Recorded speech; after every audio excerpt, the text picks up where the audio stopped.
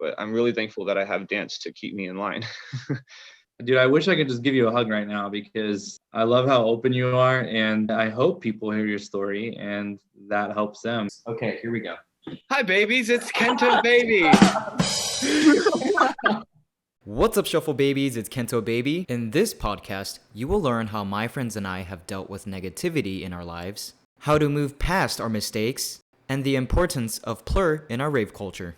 Alright, on to the podcast. Here's episode 2. Hush.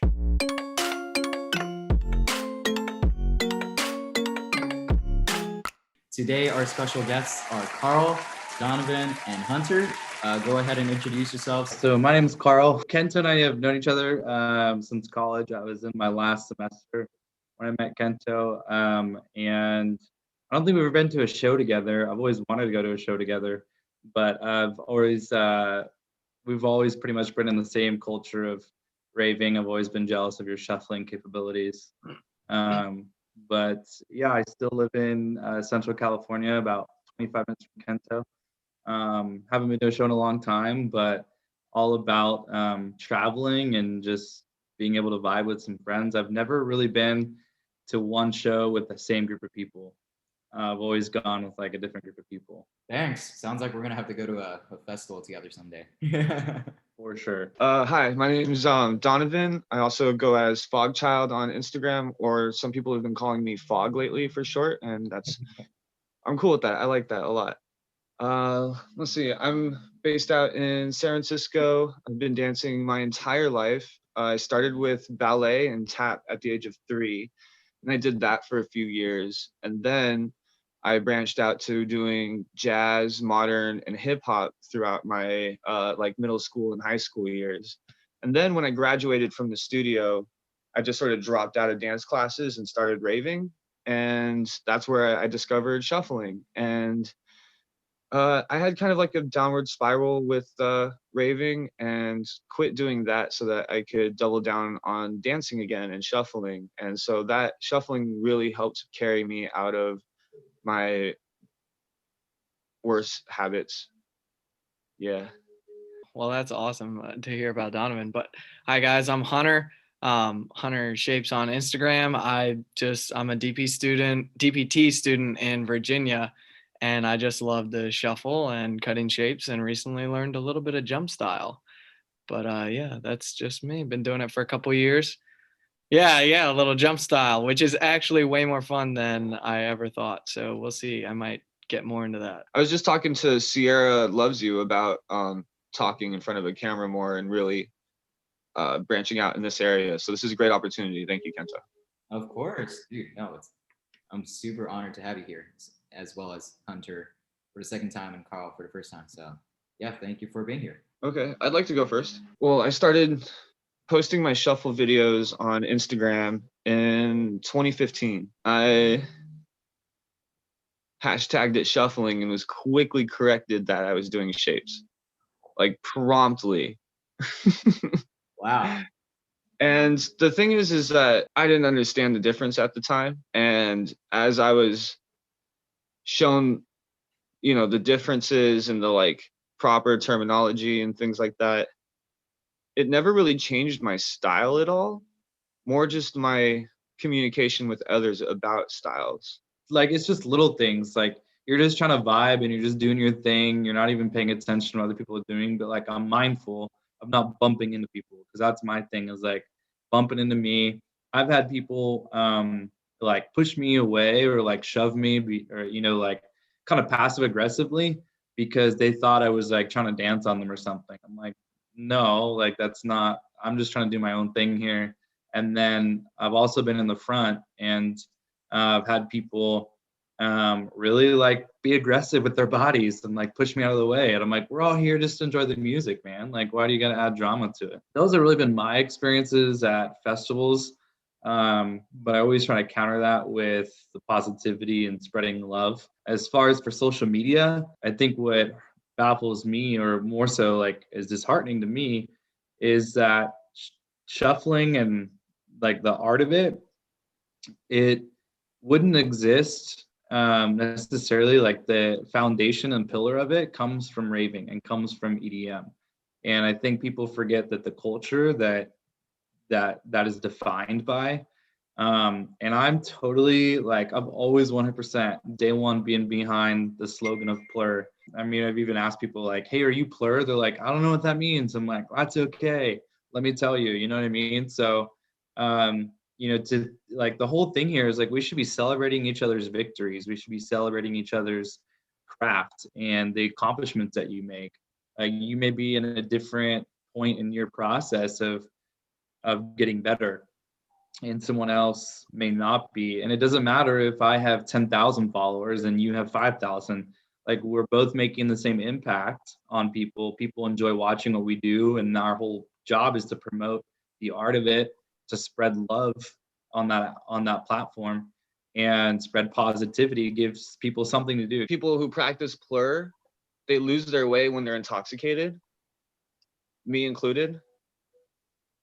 And so that's why I've like tried to cut back / quit on the drugs that are always there and focus more on just being actually PLUR, which I can achieve by maintaining just like, I'm here to dance, I'm here to make friends, and I have to say no when they offer me, because I'm really bad at that. So actually I kind of just stopped raving altogether. That's why I was actually afraid to even go to the shuffle meetup in the Bay Area, the San Jose meetup, because I was afraid of like what I was going to be exposed to. Am I going to have another relapse?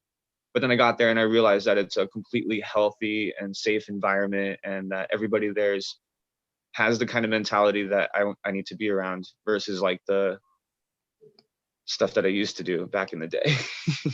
It's been a long road of overcoming those, like the desire to change to fit the people around me, instead of changing the people around, like choosing people around me who fit me, and trying to focus on the positive. I continue working on myself, and that has led me to new opportunities, and sometimes also has led for me to be able to reconcile old opportunities where like I might have previously been upset with somebody for not accepting my dance style, but I kept it to myself and I just danced on, moved on.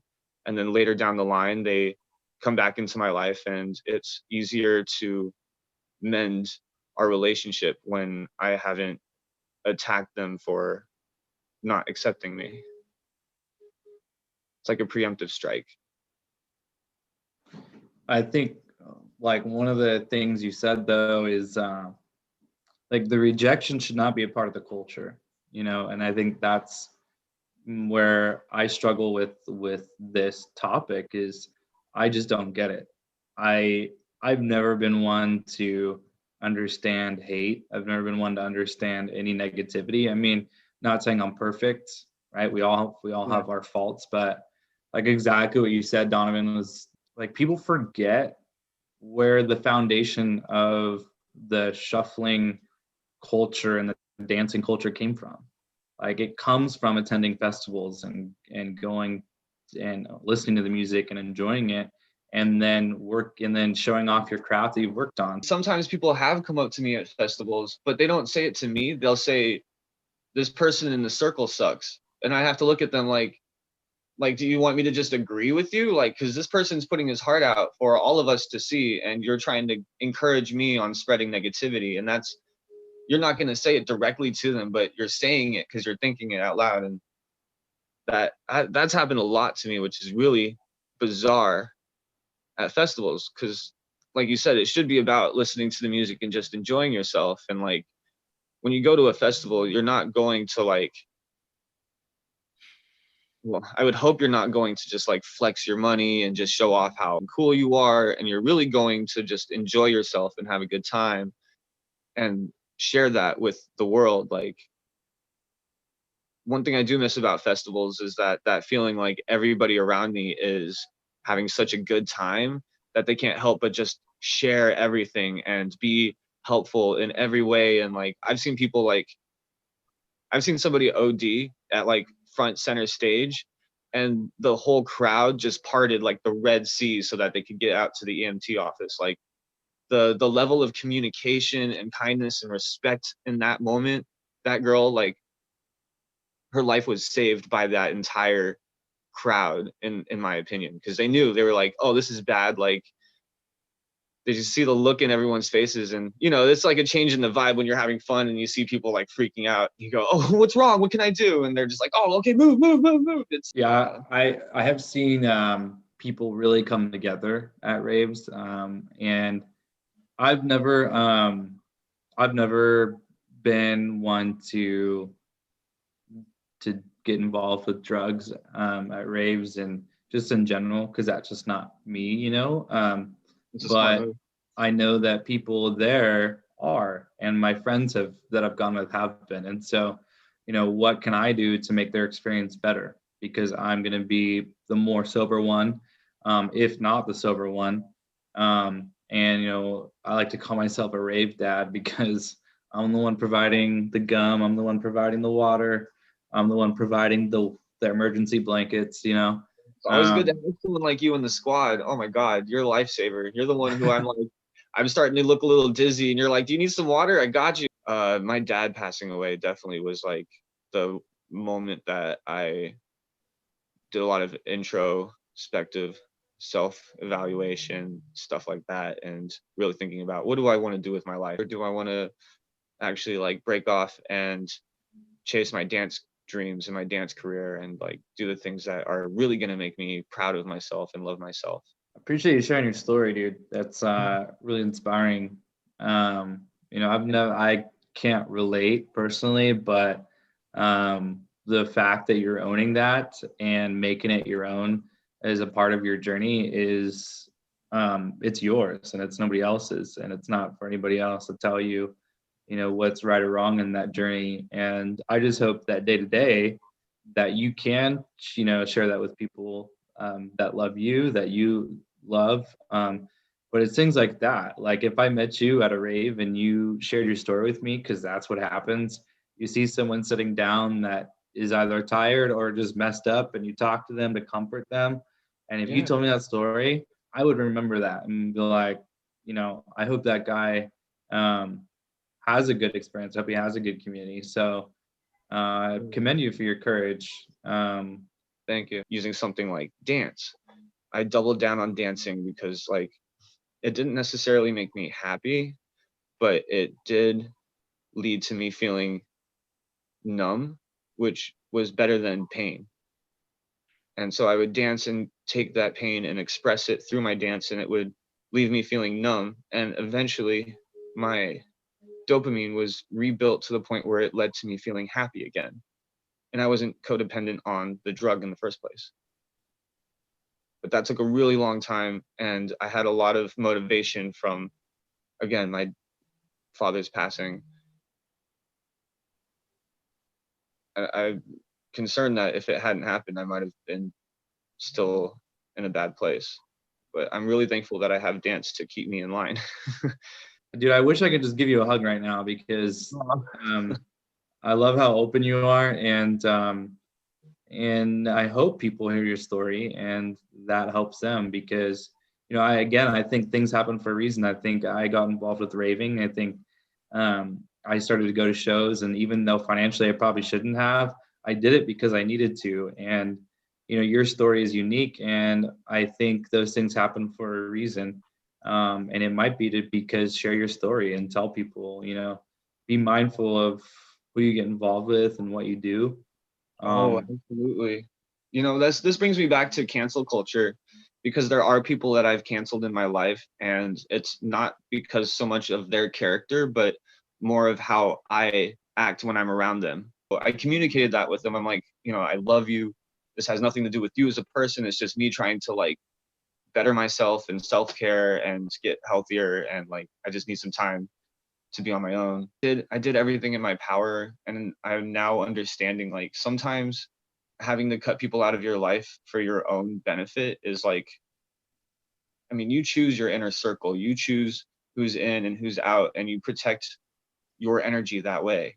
Oh man, I just texted Kendo. I was like, they got this. I was like, I don't need to be here. No, that's honestly, yeah, Donovan, I agree with everything Carl was saying. Like just sharing and like putting yourself out there, like the more you do it, the easier it gets. And I commend you 100%. I personally, like I'm sure we all have made a lot of mistakes in our lives that, we're not proud of. and done and lived ways that we now and ultimately don't want to live. And so the mistakes maybe that we made during that time, we might regret. But I think it's important to, it's the past. It doesn't define your future or who you want to be and want to become. So, forgetting it, but learning from it and moving on and stuff. So yeah, dude, that's Thank you. awesome to hear what you're saying. Oh, I appreciate that, you guys. I appreciate that because I'm choking on my words right now. It's like, what am I talking about? Why am I telling you guys this? But it's because I know that I can trust you guys with this kind of stuff. And then, there's also people out there in the world, but I realize that it's not just talent. It's charisma, uniqueness, nerve, and talent. I'm trying to get fed. I don't want to do dishes and make coffee anymore. I want to get paid to do dancing. That's my dream. That's what I'm chasing. And I got to find that balance between doing what I want to do and doing what's going to get me paid. And it's a hard balance, but I'm chasing it. I love what you're talking about right now because it really raises the topic of like, where do people find happiness in their life? And I'm a strong believer that happiness comes from within. My favorite quote from Cece, you know the one, unfortunately for everyone, I'm just going to keep doing me. I love that. It's like, if you have a problem with it, that's too bad because, I'm not hurting anybody. I'm just living my best life, dancing and enjoying myself.